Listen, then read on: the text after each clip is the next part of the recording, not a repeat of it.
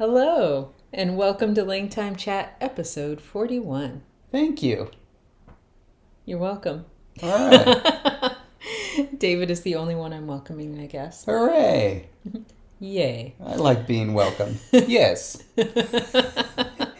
We are still going strong in our Duolingo Finnish lessons where, again, the excited yay is just yay. So if you've been following along in live streams, you may have heard us joke about the yay of Finnish. But we just recently had found out that yes is another option. Mm-hmm. And so we're ready to finish this up with two N's, not one. High five. Okay. So I was going to say as you can see, but of course, if you're not watching the video, you're actually listening to the podcast as a podcast, you won't see anything. If you were looking at the video as opposed to the podcast, you would see the large title Romanization. And this is something that I don't know how we haven't hit on it yet, why we haven't spent an episode talking about it yet. We are 41 episodes into this baby, and we're finally like, yeah, let's talk about Romanization. A lot of people ask about it, and David has a lot of opinions about it. And so really, today is a space for David. That's right. And I have two analogies that I hope will make this very clear. One will be for audio and one will be for video. So, God, I'm so excited. You should be. All right. Well, we ready to go to the next slide? Oh, I just thought you were close enough if you wanted to run this show. Oh, well, the beginning. So I'm just going to kind of set up the intro before I let David go loose. Oh, okay. I was just going to kind of introduce a few key things because I don't want to make, assumptions about what you already know or think about Romanization. So, just want to put this out there. Romanization is a separate issue from a language's orthography. And so if you are working on a conlang and you want to, create a unique orthography for it, whether it's an alphabet, an object, or whatever it is, that's a completely separate issue from Romanization. Obviously, if you have watched any of our seasons of work on LangTime Studio, you will see that we have both for our languages. In LangTime Studio, we create the Romanization, which usually comes pretty early, in some languages earlier than others, because it's really sort of an obvious Romanization, just kind of works, like with Ingala. Really all we had to do was figure out a couple of stress marking issues, but other than that, it was pretty obvious. When we hit Tapafla, everything fell apart because I hate trigraphs where you have three letters working together to tell you one sound that it's going to make. But yeah, so we work on Romanization, but that's, again, completely separate from the actual orthography of a language. That's not to say, though, you couldn't use the Roman alphabet as the writing system for your language. So you could just happen to use the Roman alphabet. Like English didn't originally use the Roman alphabet, but now it does. And I would not say English's spelling system is a good example of Romanization. It did not go well. So, you could use the Roman alphabet, but incorporate wild inconsistencies in spelling that preserve historical pronunciation, or borrowings, which is, exactly what English has. And so, for instance, that's why we get examples like the words such, hose, sugar, and measure are all spelled with an S in them. And there's nothing to indicate that these S's are pronounced differently from each other. So when you look at the spelling, it's not like there's, like in English, if you see SH side by side, you think, okay, that's a sh. But the beginning of sugar sure doesn't have an H in it. It's just SU. So there's nothing there to say like such, which is SUCH, should be pronounced differently from sugar, S-U-G-A-R. There, and then measure with the zh, again, another S-U. Hose is the only one that I couldn't think of a word with S-U in it, where it's pronounced like a Z very clearly. And it was just one of those things, if I thought long and hard enough, I probably would have come up with one. But like in the moment, I just kind of, so I was like, hose. There are people that insist on mispronouncing azure as azure. But that's spelled with a Z, not an S. It is. And I was trying to show that when you spell words, yeah. No, I totally forgot. So good try. Yep. What about Azusa? Now you're just making things up. Hold on. I always forget how Azusa is spelled because it can be pronounced Azusa, Azusa, Asusa, or Asusa. And it's a place. I'm smiling and nodding at David. But the point remains. Darn it, no, it's ZU. It is a Z. Oh, it's in California. Yeah, but it's like nobody really knows how it's pronounced. I think it's Azusa. No, I think it's Azusa.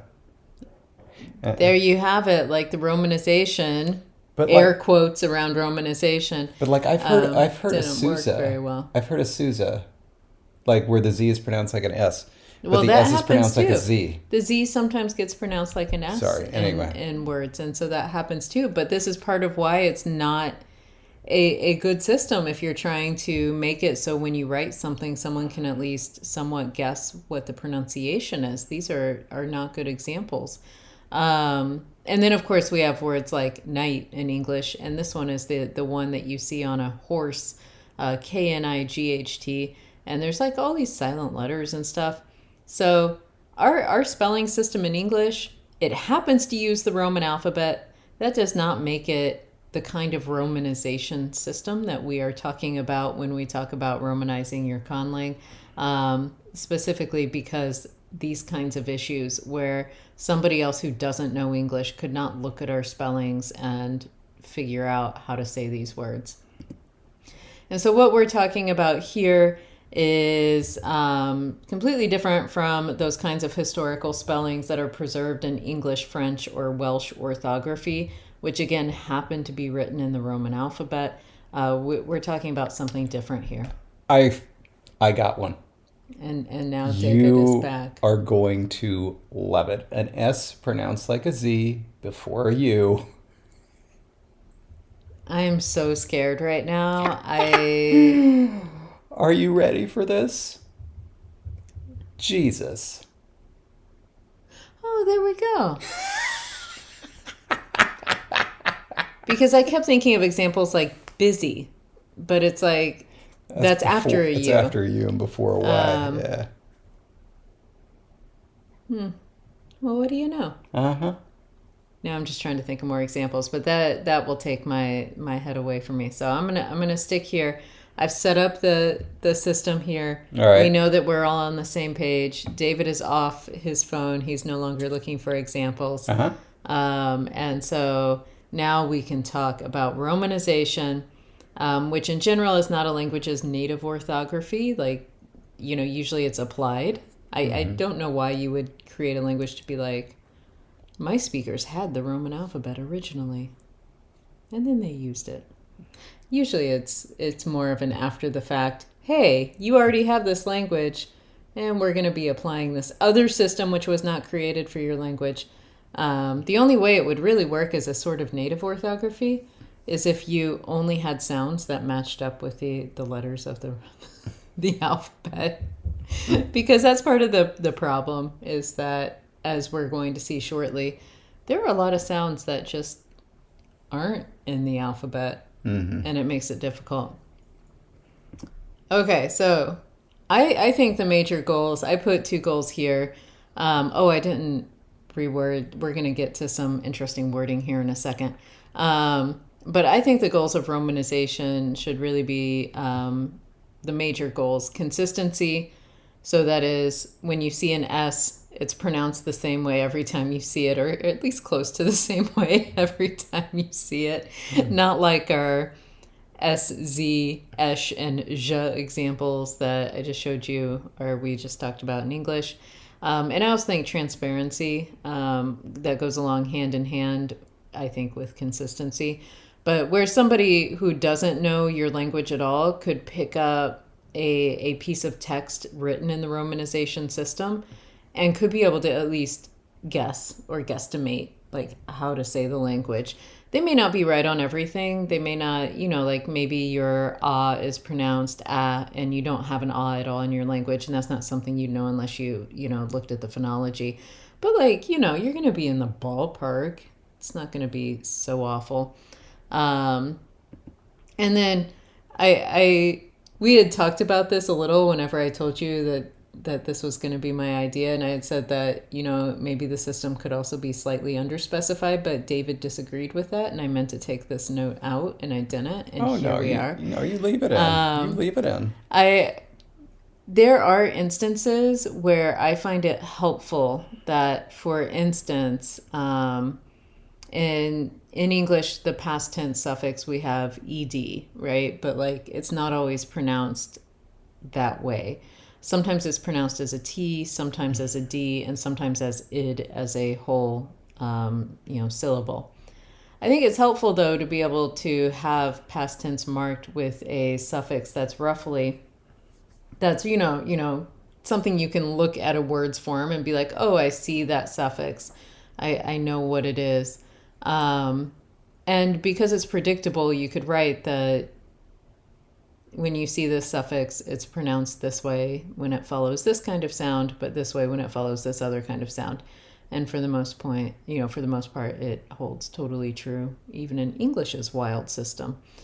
But then David disagreed and was like, no, it's actually Oh, really helpful to spell those differently. And he had a good point, and he has good points about it. But I forgot to take that note out. And so here we have it. Like, I was thinking if it's a predictable pattern where, if you say S is always pronounced like a Z in between two vowels, like, do you need to change the S to a Z when you Romanize it? Or do you leave it as an S because then if a different suffix appears and it doesn't have a vowel, you at least know what the root was in the first place.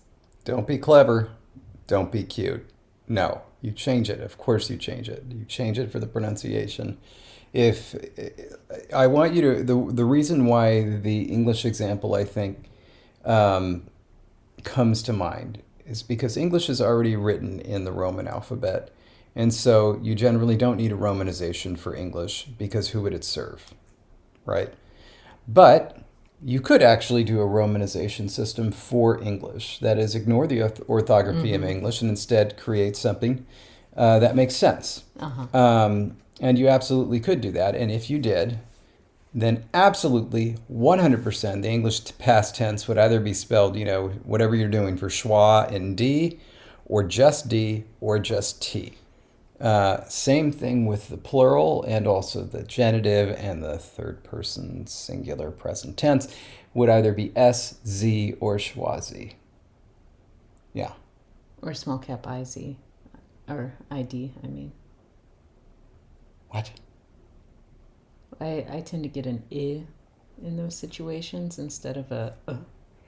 So here's where you run into problems of phonetics and phonology. In American English, at least, we have these reduced vowels where sometimes they're high, sometimes they're mid, and sometimes it doesn't matter. In fact, most times it doesn't matter.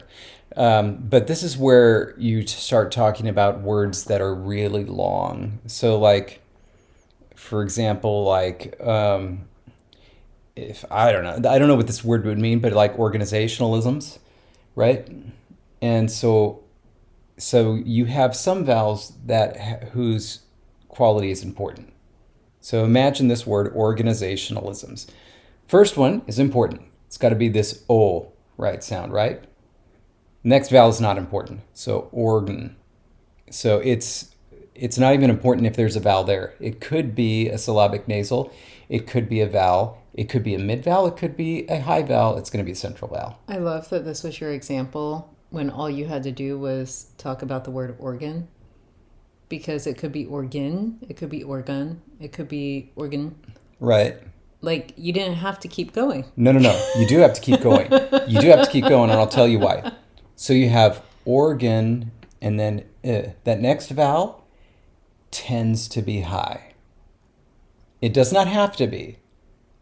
So organizationalisms, it tends to be high, but does not have to be. I also want to spend some time thinking about what does this word mean and how might we use it. I know. It's one of those, executive speak words. I'm sure that it's in there somewhere. Okay, and what it is, it's like things that are common to organizations. So it's like, ugh, that is such an organizationalism. All right. So, okay, now the next vowel is important. Has to be A. So we have O and we have A. Those are so organization. Here's another one. It could be high. It could be mid. It tends to be mid. Organization, and then O. Most likely no vowel there, right? And then isms, that one is like 95% high and almost tending towards the front. An actual I as opposed to an Organizationalisms, but it could be organizationalisms. Oh. Organizationalisms. No, it couldn't. Okay. Oh, look at this. Look at that. Oh, goodness. No, Isms. because but also, like, part of what you're doing is going through, like, it's not that it has to be high because of its placement. It's like that's the suffix is ism. The suffix is not usm or ism. Ism. Ism. I don't know. I just figured it was so long it wouldn't matter. Organizationalisms. Well, if you want to get into those fine-tuning things, at some point what you're talking about is the fact that the romanization no longer predicts which vowel is going to be there, and so leaving orthography. some room. No, it's not. That's the thing. It's not a romanization system. It's an orthography. That's the reason. So, but if you were to try to make it into a romanization, my point is you and I would pronounce certain words differently. So do we spell them differently? And at what point are you no longer romanizing it and you're just transcribing it? And then why not just use IPA if you're going to be transcribing it? for ease of use. For ease of use and ease of reading. But I'll tell you about a massive failure that has a system that's very similar to this English example, where the reduced vowels, their quality can change, and sometimes it's important and sometimes it's not.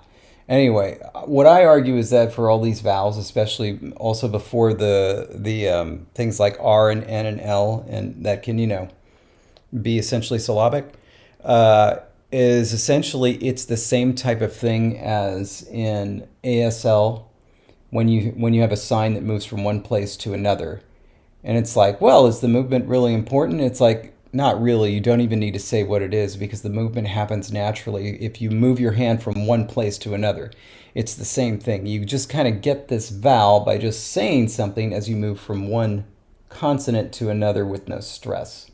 And so it's just like a void. I would love to see what your void vowel would be in romanization system for English. Yeah. Oh, incidentally, I did create a new orthography for English. If anybody wants to see the Petersonian alphabet, that's been on my website for ages. And basically, it has two rules. One, de-standardized spelling. And two, make it entirely phonetic so that anybody can spell anything however they want. God, it's a nightmare. Just follow the pronunciation rules and it makes sense.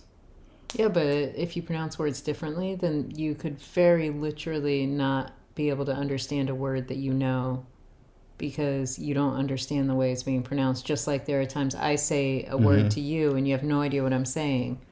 Yeah. Because it's a different pronunciation. And so communication would break down. I don't think so, because then people would figure out that something that's spelled aluminium is just an Australian way of saying something that we spell aluminum. It happens in speech anyway. All right. So mass chaos. I love what you've done here. Okay, so we're skipping ahead. Mm-hmm. David and I have some different opinions, but it's okay. And so on this slide, and so what we're going to be talking through is the fact that there are a lot more sounds than there are letters of the Roman alphabet, which is why it becomes problematic when you're trying to apply when you're trying to apply it to more sounds. And so that's why the IPA has all these like funky characters. They're not really funky. A lot of them are actually used in other languages and other writing systems that aren't the Roman alphabet. But it has a lot of these characters, these glyphs that don't show up in the Roman alphabet. But that's why. It's because every sound needed its own symbol, and so they got applied across the board. So here, what's on the screen, again, if you're watching the video, you'll very obviously see what's here, is a reduced consonant chart. I say reduced because I took out some of the less common language sounds, because this is really more for demonstration than it is to actually set anything up specifically. And so it's a reduced consonant IPA chart. And then here I've got it color coded where everything that is still in white font within the chart has a very obvious counterpart in the Roman alphabet. So if you're going to be Romanizing a language and it's got a P sound, you're going to write that sound with the P in the Roman alphabet. So pa is going to be written with a P. Same for a B, T, D, K, G, and so on. Some of them C and Q, it's you know what, as long as people know how they're supposed to be pronounced, I don't see why you shouldn't use them. We haven't used them, probably because our intended audience is English speakers, and if you write a C, it's not going to be produced as a palatal stop. And so we've been using TY instead of C. But anyway, it is there. It is in the Roman alphabet, so it's you could use it. Then I have in pink font, or in pink color, I've got the super problematic sounds because they have no really obvious counterpart in the Roman alphabet. So the phi and the beta of the bilabial fricatives, or the theta and the eth of the dental fricatives. And so these are just symbols that don't have any sort of counterpart that suggests itself as a single letter from the Roman alphabet. And then finally in teal, I've highlighted a couple of problematic ones. So again, C and Q probably could have been on this problematic list. But X, the velar fricative, again, if you're going for an English-speaking audience, you need to consider that when an English speaker sees an X, they say X. They don't say H. And so if you put XA at the beginning of a word, they're actually probably going to pronounce it za, like in Xander. They're not going to pronounce it ha or xa or anything like that. And so it's you just got to kind of take these things into account. If, for instance, you're writing a novel and you want all the character names in a language, but you want them to be pronounced roughly correctly, then you need to take into consideration, what native speaker or what native language most of your readers will be speaking. Also problematic is the J. We see a J, we think J. We don't think ya or any other sound as an English speaker. Okay, so there's just some problem sets. Now I'm going to show the vowel charts really quickly, and then I'm going to hand it over to David, and he's going to play with these charts. Yeah. All right, so vowel chart is super problematic. This is, again, just a reduced vowel chart. I didn't even put all the vowels on here. But you want to talk about not having enough symbols. There are only 5 vowel letters, really, of the Roman alphabet. 6 if you count Y because of the E. But again, that one's one of those problematic ones.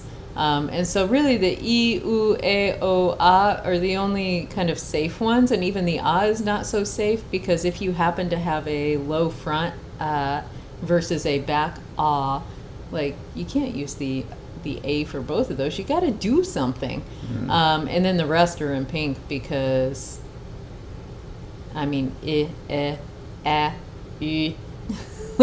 All of these are problematic in terms of they don't have a letter to represent it in the Roman alphabet. Okay, so here's where I stop because, well, not stop. I'm still going to be chiming in. But this is where David's going to be able to actually go into, if you want to do it here in Keynote, or if you want to do it in a Pages document. My question to you, really, so for the ones that are obvious, I don't think we need to talk about them. You have a P sound, use a P, a T, a D, for like the sounds that are obvious. Vowel sounds, again, if it's sort of a more obvious counterpart, use it. My question to you is best practices for some of these, especially the pink ones, where it's like there's not really anything good. I was actually going to ask you about Romanizing English, but you've already written about it, and people can read that. So Yeah. I'm gonna let you focus on what you want to say are the biggest problems or best advice you have.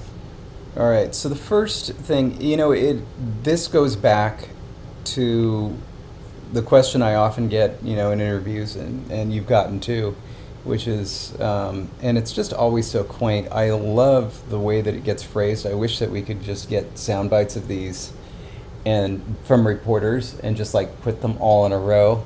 It's like, it's always something like, okay, so I just gotta, like, okay, my first question, and I've just gotta ask it. It's like, how do you even like start like a language? Like, how do you even make that? What do you even do? You're familiar with this question by now, yes. It's Yeah, but it usually isn't asked quite like that. oh yeah, it's much over the top, more over the top usually. Okay, so I think David has different people asking him questions. All right, but this is the thing. The answer that they're expecting is something that is language specific. In other words, it's like, okay, start by making the sounds, or come up with a list of words that you need, or come up with a document that you need to translate, or start by designing your speaker's flag or something like that. But that's not the real answer, because the real answer comes before that. That's step one, but step 0 is the most important one, which is, why the hell are you creating this language? And it's one of the steps that a lot of beginning conlangers skip, and it is the most important step. And we've talked about this before, because if you don't have a clear understanding of why you're creating the language, you're not going to be able to answer any of the other questions that are automatically posed to you as you create a language. Because then it's like, sound system, it's like, well, what sounds do I choose? Well, if you have no idea why you're making a language, indeed, what sounds do you choose? Like, how do you even do that? There's no way to do it. Something has to guide you. And it's like, okay, are you making this language for you and just you? And if you could say solidly the answer is yes, then it's like, choose the sounds that you like. And it's like, maybe you'll have to revise later when you start making words and say, well, I chose all these sounds I like and I'm putting things together and it actually doesn't sound very good together. All right, fine. Then go back. But the point is, when you go back, you're going back because you don't like what you hear. And that's the reason you're making the language. You're making it for you, right? And so that has to be super clear from the beginning. Or it's like, if you're making a language because, it's for a book or something, then go to the book. What does it say? Like, how does it guide you? Follow that exactly. And your main purpose has to guide every single decision you make. The same is true for romanization. And I think very few conlangers ask themselves this question. And it's evident especially when conlangers present their work and then get feedback, and especially when they get criticism. Because think about what a romanization is for. Why is there a standard, and actually a couple of different standard romanization systems for Japanese, and there isn't one for English? Very simple, because people who are used to using the Roman alphabet want to know how to pronounce Japanese, more or less, without having to learn the writing system. With English, the writing system is really, really funky. It's still the Roman alphabet, so we just basically kind of like punt it all to a footnote, or we just use IPA. Same goes for everything else that uses the Roman alphabet. If you just look at, any linguistics text, if it's German, it'll just put the German there. If the phonetic is important, they'll use the phonetic alphabet. You don't really see a romanization system for German. You do for Russian. You do for Greek. But you don't for Romanian, Albanian, even Turkish. There's just footnotes about some of the choices that they made that are peculiar. Um, and so when you're thinking about a romanization system for your conlang, the purpose is going to have to be, if it is a romanization system and not an orthography, the purpose is for other people. That is, this romanization system does not exist unless it's for other people to read, right?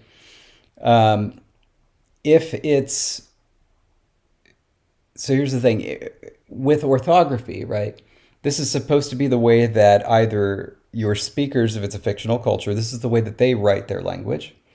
If it's a world that's unconnected to ours, the Roman alphabet is probably a remote. It's not even a reality for them. It's not a thing.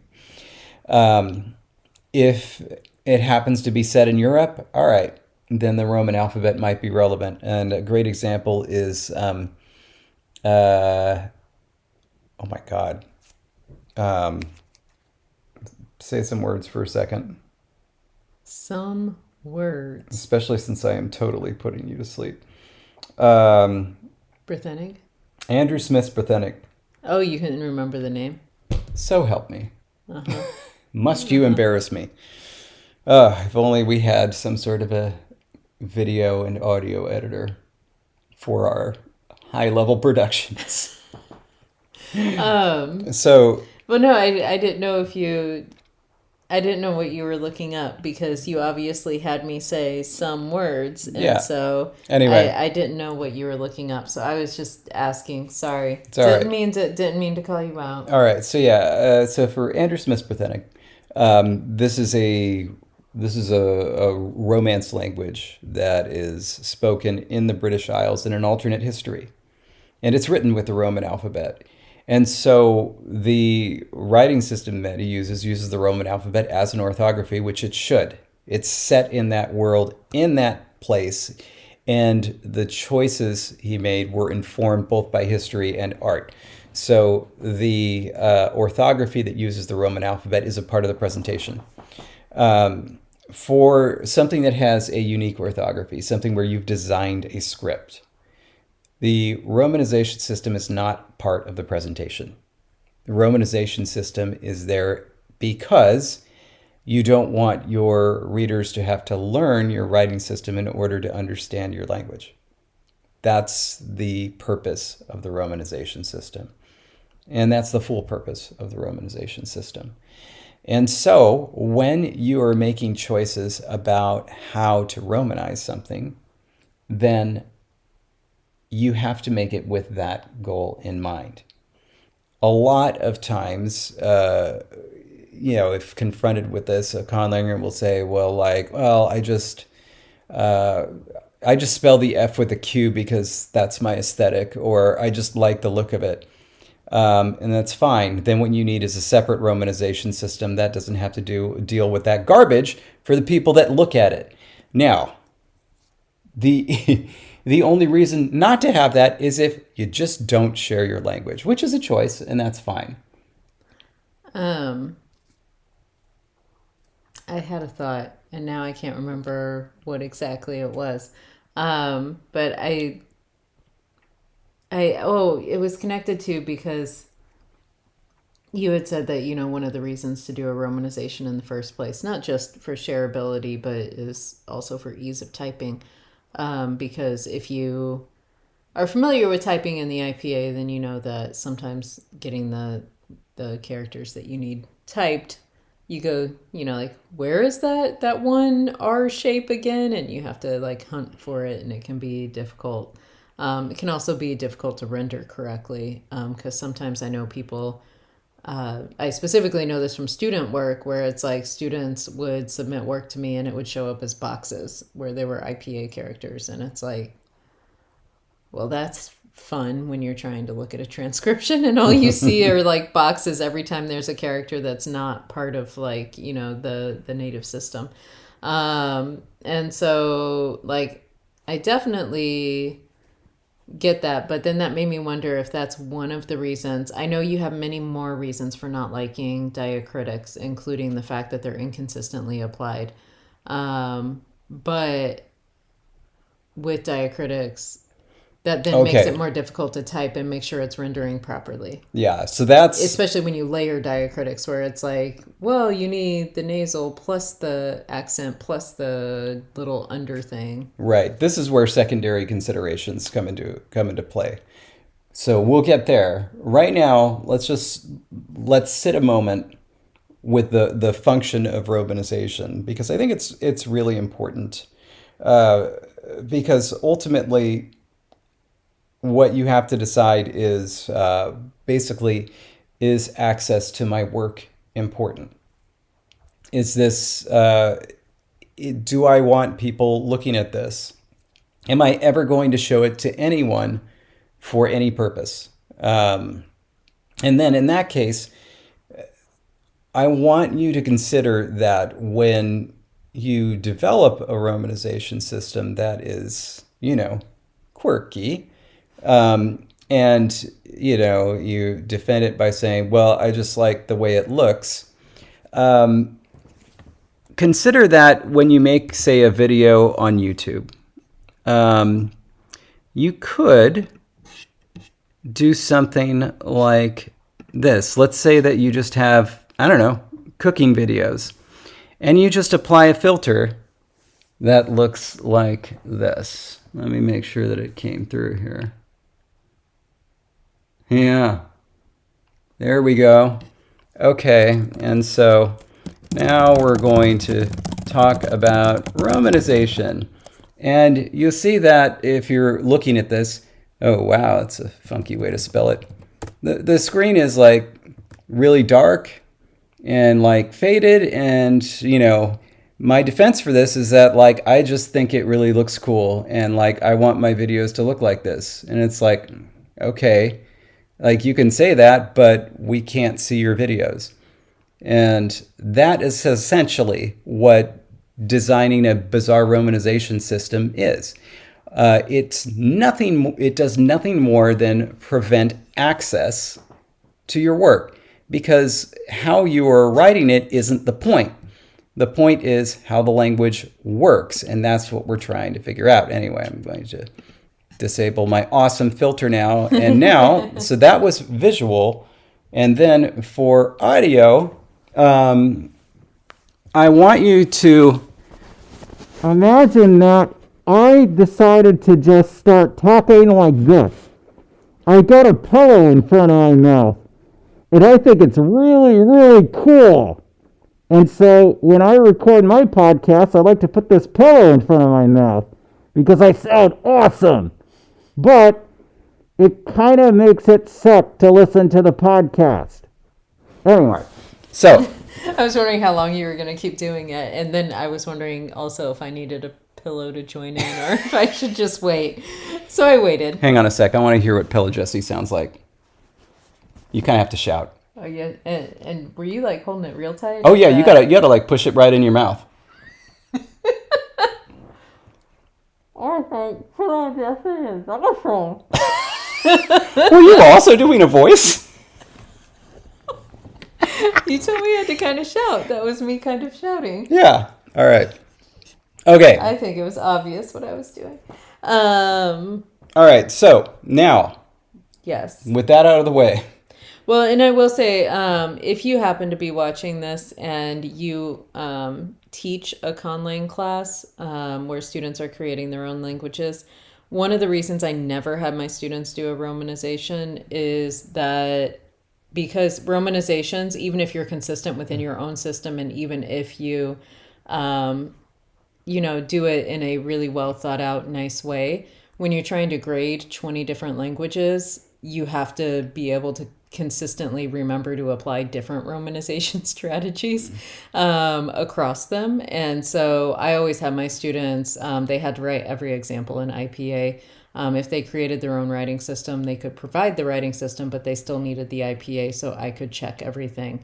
And that is one thing to keep in mind, just again for teachers especially, because if you're trying to evaluate and see if, for instance, if a word is consistently used as it's supposed to be, or if a sound change is consistently applied, sometimes the best way to check that is to just say, show me the IPA for all of these language examples. And so that's super handy for that. But yeah, Romanization, back to it. Okay, so I'm gonna go ahead and just add slides to this as we go. So check this out. So What am I checking out? You haven't typed it. You've added a slide. I'm So- waiting for the. so one thing that is a fact of the world is, sorry, the IPA exists. All right.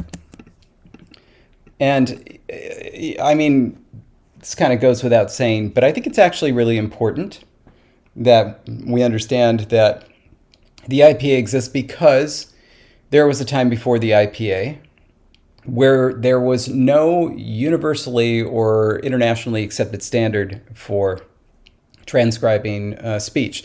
And it's not to say that the IPA is the best solution and that it is totally uncontroversial, because it is. It is controversial, and it's not necessarily the best solution. There are many who pointed out that perhaps like a type of syllable transcription system would be better because the formants of vowels change depending on the consonants that are next to them. And you can actually see this if you pull up a waveform.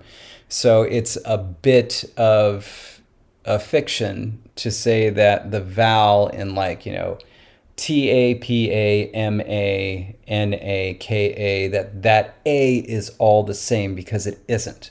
It is technically different depending on the consonant that comes before it and also the consonant that comes after it, because the formants bend from one to the other. And it's because essentially we're using an alphabet, right, which is itself a little bit of a fiction. It's the fiction is that there are discrete identifiable sounds that have a complete, on and off beginning and end. And that is not the way that speech works. Also, I think one of the best examples that I have found that I think people can really latch onto, and this is especially for how we pronounce H in English. I know in other languages, speakers may produce an actual glottal H every time they say it. In English, we don't. Mm-hmm. And so having that syllable transcription would show you would be able to differentiate between the H in front of, say, ah or E, because actually what we're doing for a lot of speakers is you're actually just producing a voiceless copy vowel in front of it. Ha, he, where it's just like he. Mm-hmm. You're just where you produce the H is totally not glottal anymore in those environments. Yeah. Sorry, I was trying to think could you do the glottal one before E and not get a little schwa in front? He. Yeah. David and I did the same trial there at the same time. But yeah, it's really hard to do that. Yeah. So,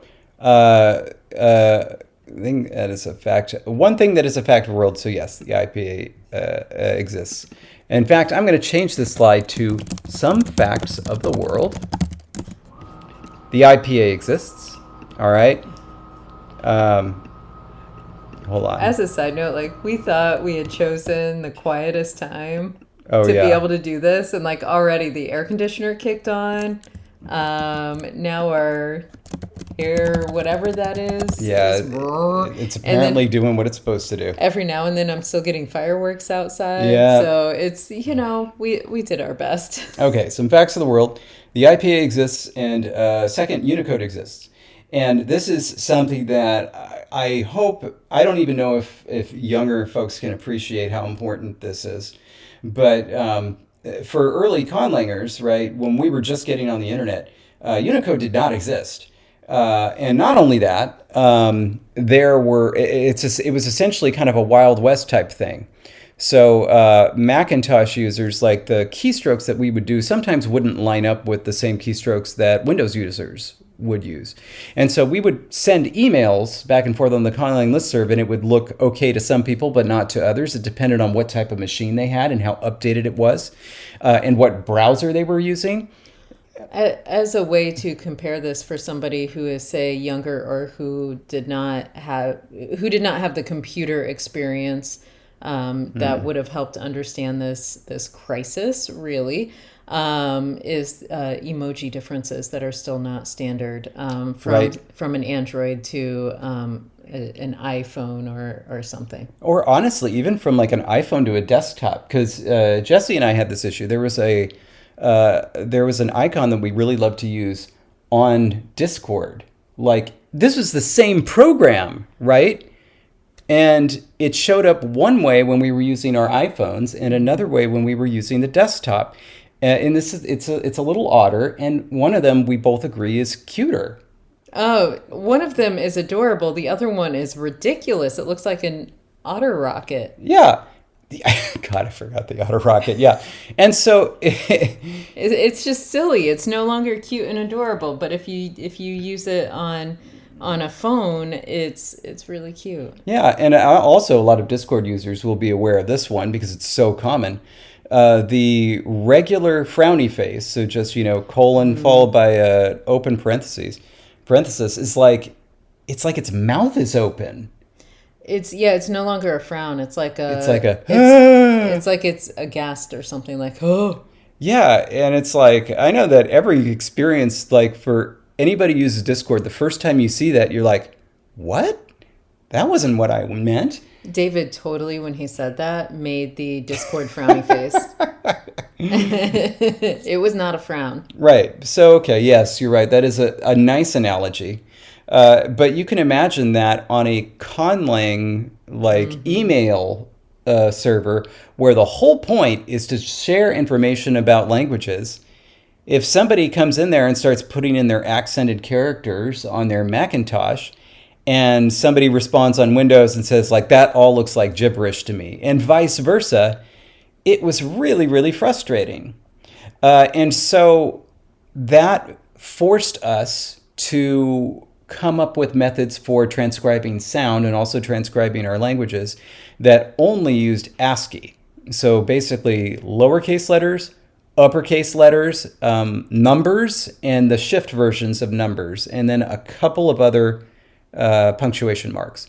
And that was it.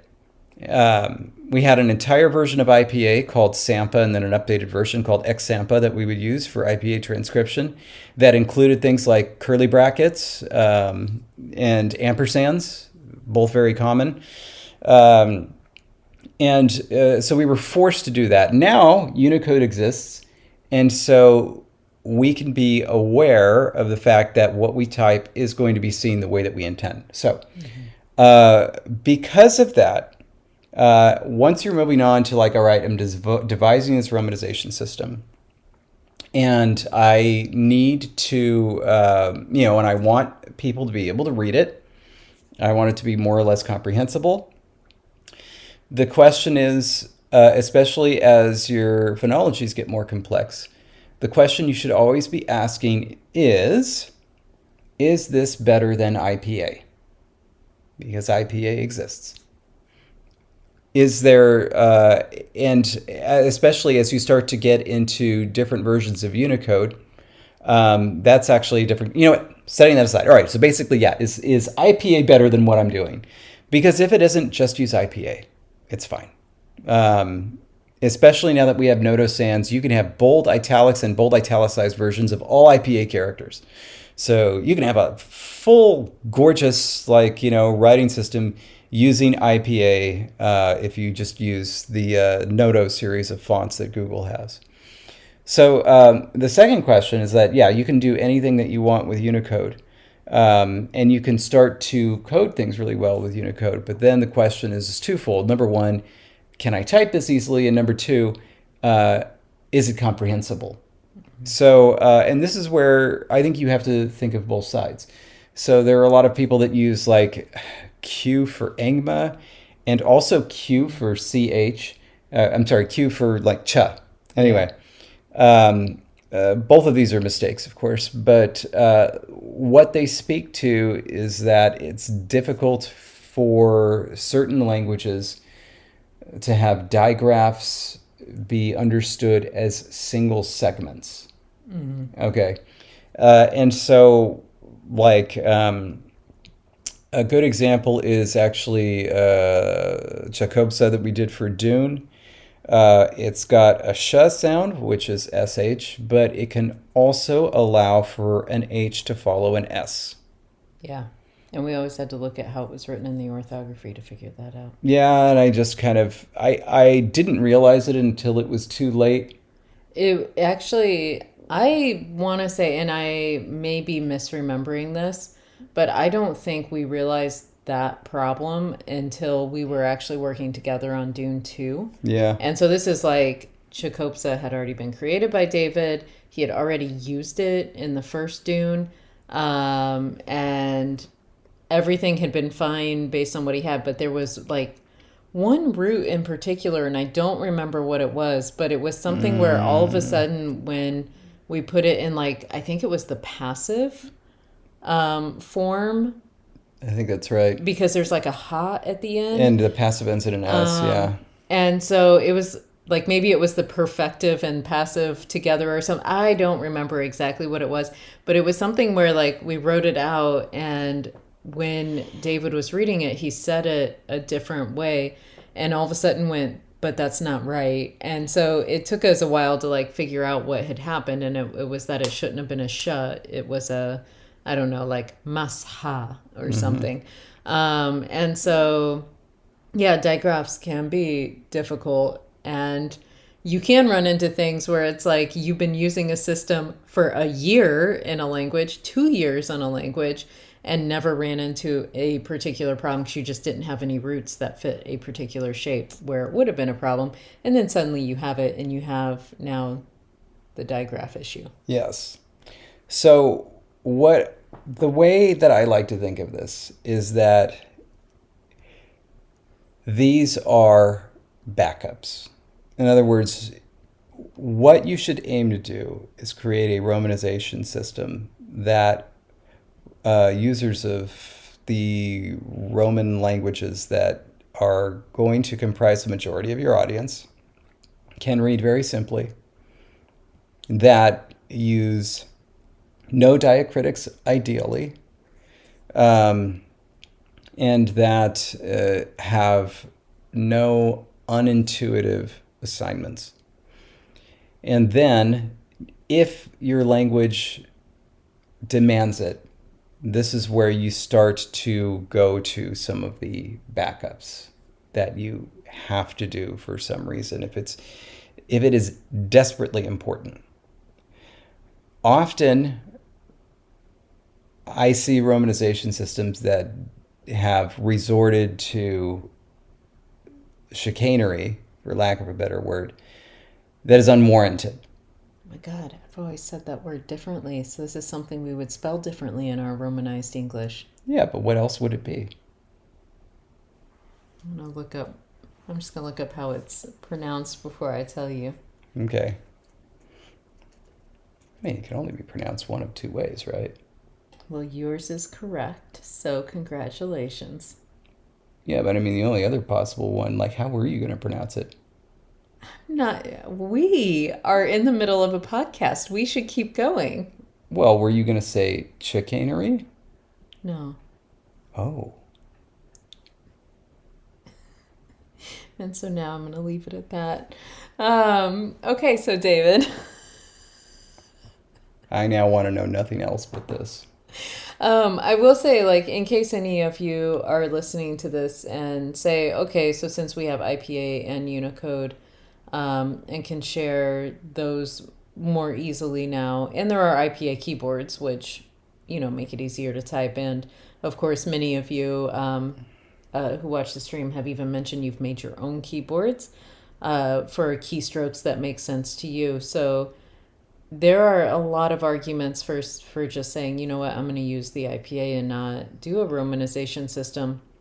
Um, but I know one reason why a romanization system is still very important is because sometimes we forget that the rest of the world is not linguistically trained necessarily. And so, like, if you're going to be writing a book or sharing any of these words outside of a community that knows the IPA and has studied it, um, suddenly seeing a theta or an edge in the middle of a word, it's not going to help the person Mm. that you're trying to share it with.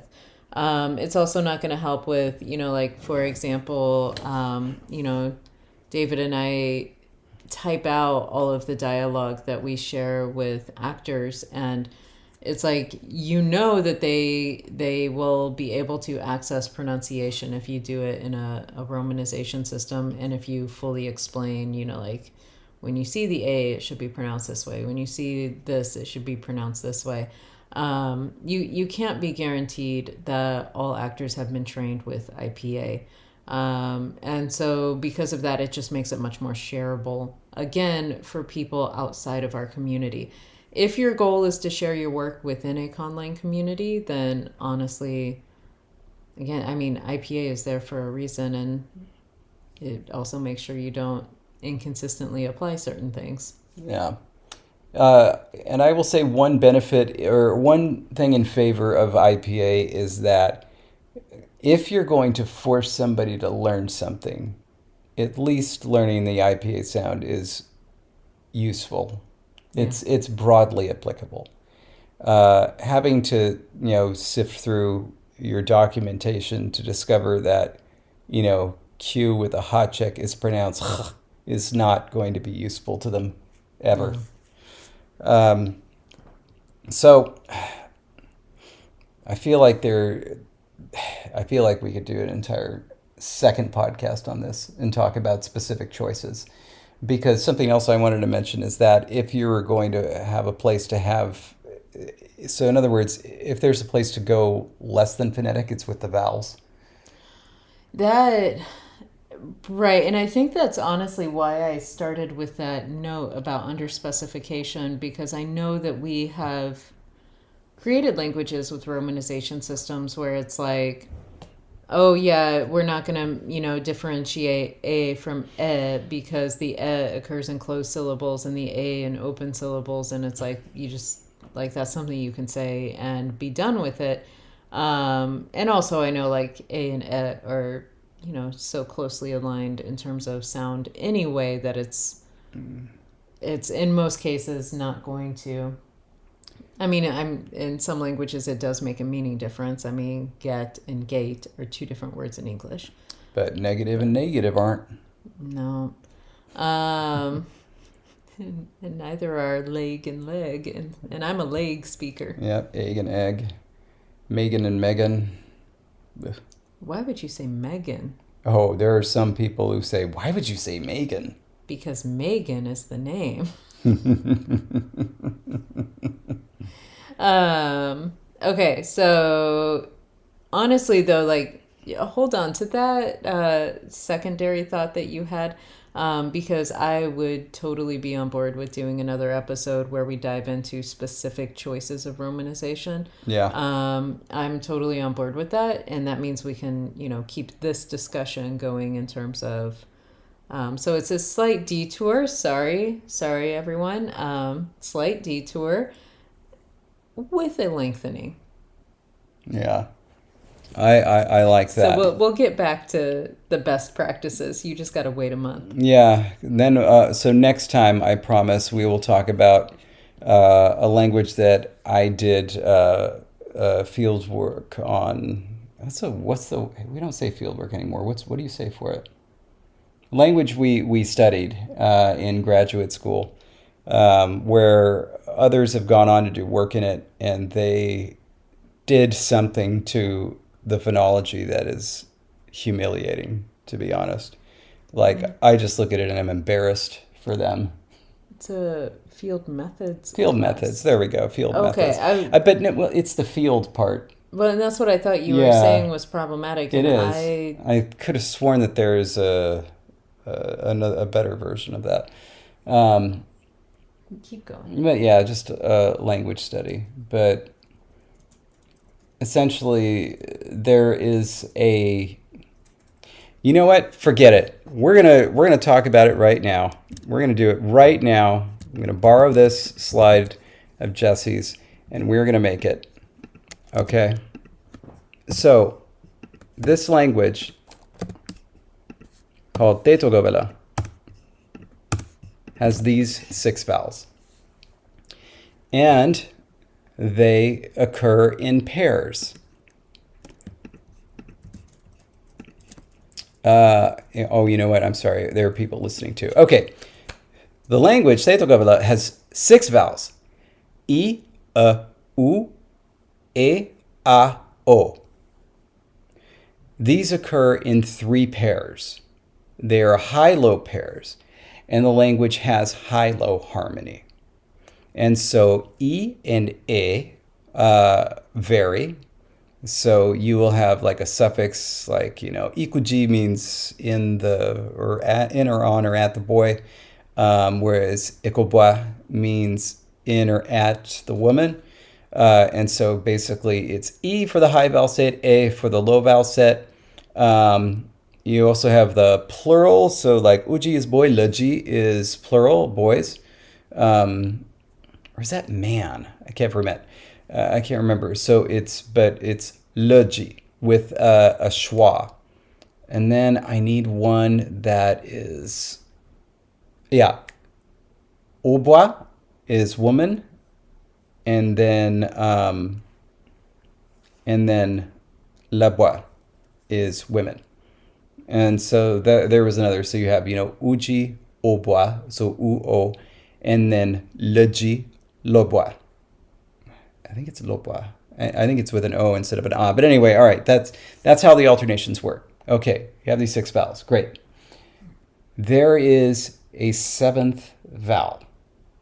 It is also schwa. And it is phonetically schwa. However, and this was obvious from the beginning, there were clearly 2 different types of schwa. One was a main vowel schwa that worked in perfectly with the harmony system. The other one was clearly epenthetic or just reduced from something. So, for example, there's this word that means white with a class marker on the front. It's libcho, right? And it's a low vowel word, so, e, o, and then it's got the b and the cha. In the middle is some kind of reduced vowel that sometimes doesn't even surface, to be honest, but sometimes surfaces as schwa. So, libcho, the like that. All right. This schwa is clearly emethetic, and it doesn't participate in vowel harmony. It's got some sort of a different representation. So for some reason, and this happens if you go to like articles on the language now, they've included how do you even they've included the caret vowel and they've just thrown that in there, even though phonetically it's not there. And by there he means high central. Yeah, and like it's like either there or it's like also there, but either way, it's not a central vowel. The IPA symbol, that is actually a back vowel. It's the unrounded version of O, the open O. And what they've said is that the one that triggers harmony is caret, the one that doesn't is schwa. For anybody who's familiar with phonologist transcriptions of English, this should look familiar to you, because for absolutely bonkers reasons, they've said that this does the same thing in English. That in a word like but, we have caret. In a word like sofa, we have schwa. Why? We don't know. Mainly it's because a word can't end with caret and a schwa can't be stressed. And that's what they say, which is why I'm so tickled to death by the prevalence of the word "fa" now, because they have to do something there they don't like. Um, anyway, this was one of the laziest things I've ever seen done, and it captures a generalization which is true, but completely ignores phonetics. Uh, and second, you didn't need it. It's like, it's okay if the schwa sometimes doesn't participate in harmony. And I guess if you turn your historical blinders off, you could say, oh, there's this mysterious seventh vowel. Or you could just say, you know what? There's just an epenthetic vowel there and it surfaces as schwa. It's not a big deal. Anyway, I would have just, put a little superscript 1 and 2. No, David. you could do that. Honestly, you could just you could throw a, an apostrophe in there. Doesn't matter. But like, anyway, and so now this nonsense is in there, and it just really frustrates me because it's not even just an issue of romanization. They've actually put this in the phonetic description, which doesn't make any sense. Is it still a romanization if they use symbols that are not in the Roman alphabet? At what point Oh is no, it... it's in the phonetic description. Okay. Yeah. Because, like, at what point do you draw the line where it's like, oh, okay, people are familiar enough with the ash that if that shows up in the romanization, it's like, all right, all right. Or the thorn, right? Like, Yeah. like if that shows up, which is not in the IPA either, but like if that shows up, like I think people could be like, okay, I accept it.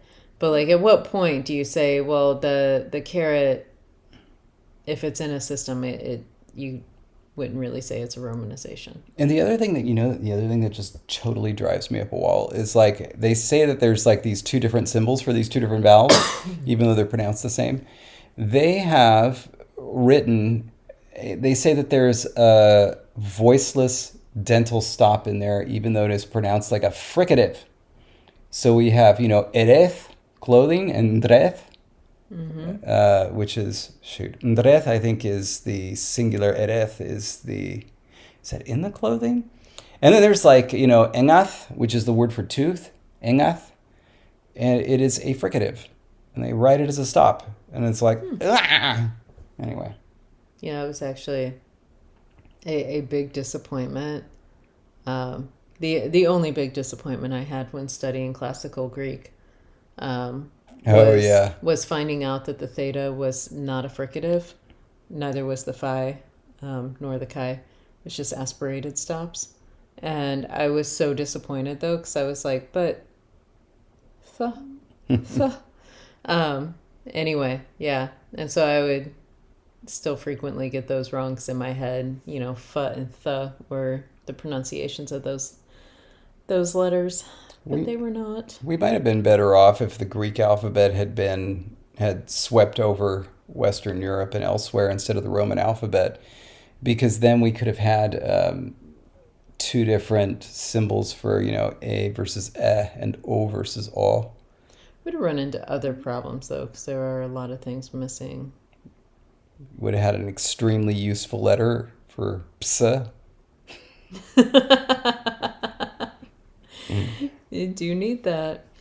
So anyway, yeah, that is interesting, problematic, yeah. Yeah. Anyway, the way it's applied. Sorry, but I think that perhaps next time we can separate the discussion into consonants versus vowels, because I think they need to be discussed differently. And there are kind of different rules, I think, for each one, because it makes more sense to, if you have to, have more symbols for consonants than it does for vowels. Vowels, I think you have to try to reduce unless there's a really good reason not to. Oh, so like not representing every vowel quality with a distinct... Okay, that actually makes sense. I think in general there's a problem you see in a lot of conlangs, especially ones that have very large phonetic inventories. It's looking at modern, like Wikipedia pages for modern languages, where you see a whole bunch of consonants and a whole bunch of vowels without any information about how they got there and the Yeah. context. And so it feels like, well, all these vowels must be equal. Like if you look at, let's actually pull up English really quick. Can we do that? I think you could, but I don't know if you click on something, it may take you to another screen. Here. Okay. Okay. English phonology. Oh, sorry. I misspelled that. But so let's go to the vowels. Here we go. Here. Let's zoom in here. All right, I don't know, let's look at American. Uh, why do they insist on spelling these like diphthongs when they're not? Because if you record a lot of English speakers who are American English speakers, they don't say a, which is why we have such a hard time producing Spanish words without a diphthong, and it sounds so American. Maybe you don't. Okay, but you also Or you do. are a heritage Spanish speaker, and you have much purer vowels than I ever will. But like when I say a word like gate, I ate, like you get the diphthong, and I've actually recorded myself, and I've recorded students who didn't believe me, and you can actually see the shift even in short unstressed syllables, even in other places, and it's like you can see it. Now mind you, the shift isn't important for a meaning distinction because we don't have a versus a, like it doesn't matter which one of those you say. And so if you end up going for a transcription where you don't have the diphthong, it's like, well, you know what, it doesn't, So, there's not a meaningful distinction, but all it's right. there. I'm going to tell you this. This is BS. And I will tell you why. This should be pure. This should be pure. This should never be a monophthong. Okay, so what he's Oh, saying right. is a and o should not be diphthongs, but that a Should always be a diphthong. bat. Bat. Bat. Wow, you diphthongize that? I think most people do. And it's I think you're okay. I think you're wrong. Okay. So like maybe not before voiceless stops, before anything else. Bad. Yeah. Bad. Bad. You're like bad. Bad. Oh my god. Bad. Bad. Sad. Sad. Yeah. I know I'm imitating you. Can. And then I'm imitating you though. Yeah. Like that's not my way of saying it. So I'm saying I don't have a diphthong there. I think most people are going to have diphthongs there. And we're ignoring it. But like gate, come on. Like these vowels, especially like, man, when I was looking at things like, name, sane, things like that, they're like the purest, straightest vowels I could get. Absolutely no diphthonging at all. None. So anywho, I've got the prot thingies. Anyway, you've got prot thingies from how long ago did you do that? shouldn't that have made it more likely that it was a diphthong? No, I think it's actually shifting even more now. I honestly think we're getting further away from the pure a o. Like you just But this is the stuff from the 70s.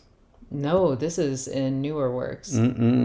Nope. Go back. Look it up. Okay, well, when I was taking linguistics, I did not learn the diphthongs. I just learned A and O.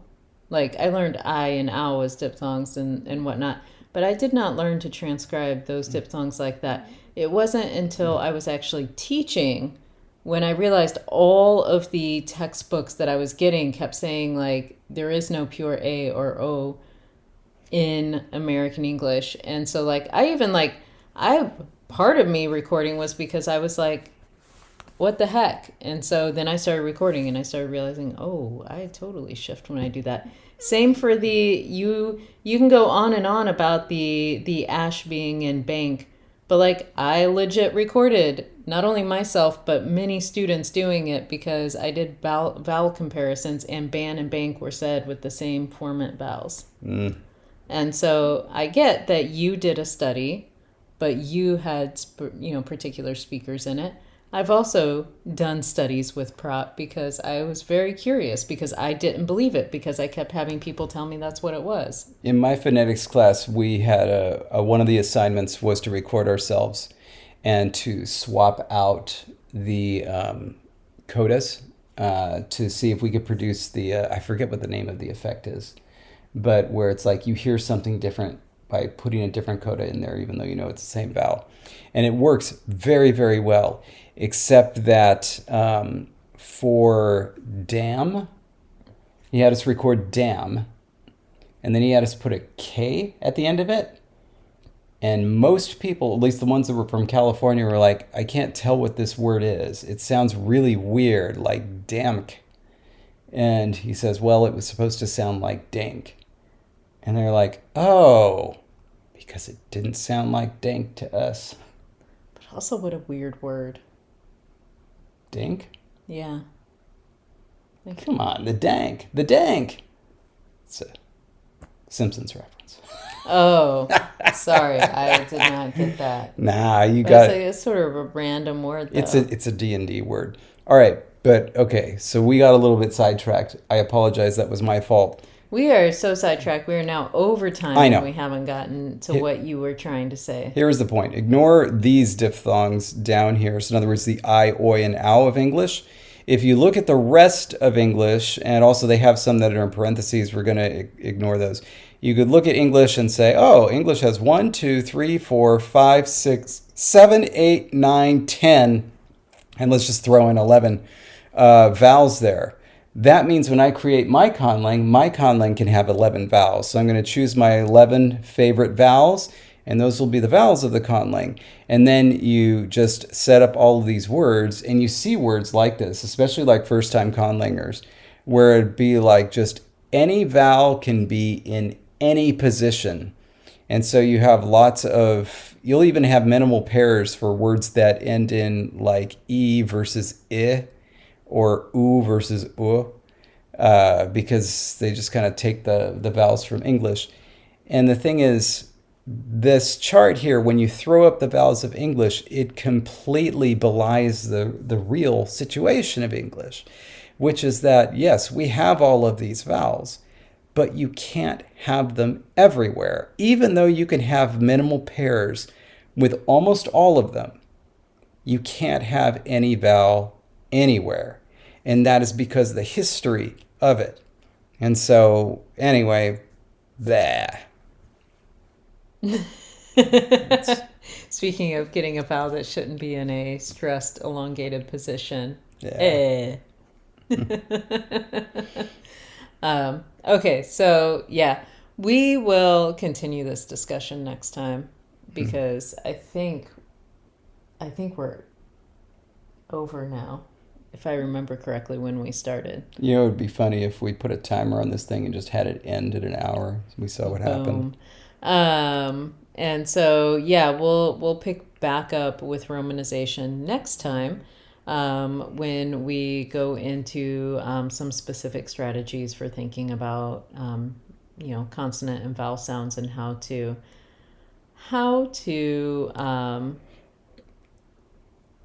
Romanize. Wow, I just lost my train of thought because David was still on the Wikipedia page, and there's a note there saying, although the notation, the diphthongs A and O are used for the vowels of face and goat, they're analyzed as phonemic monophthongs and so frequently transcribed as A and O in the literature. I should start saying them that way. Face. Goat. David's being ridiculous. I know I have face. I know I have a. I know it, and I'm not. You know what it reminds me of? It reminds me of things like Spanish seis, which is 6. Isn't that one? Doesn't that one go all the way up to the E though? Like instead of the Sí. Seis. A. Well, of course, and you know that these aren't real. The I and the U. We had this discussion before. Anyway, nothing's real. This is, you know what? Where I knew it was problematic to go into any episodes talking about sounds. Just, you know what? One more. And we'll change the title of this one to Romanization Part 1. There, Oh, David's doing one last thing. there we And then go. I'm cutting him off. There we go. Oh my goodness. Oh my goodness. I should have ended it before. But thank you for being here with us. And for everyone listening, David just typed "Ling you for timing with us," smiley face, or a colon closed parenthesis, depending on how you want to read that. All right. So thank you all for being here. And yeah, we will get back with you next month with some more romanization. Stay grammar. In the meantime, indeed, stay grammar. Bye. People who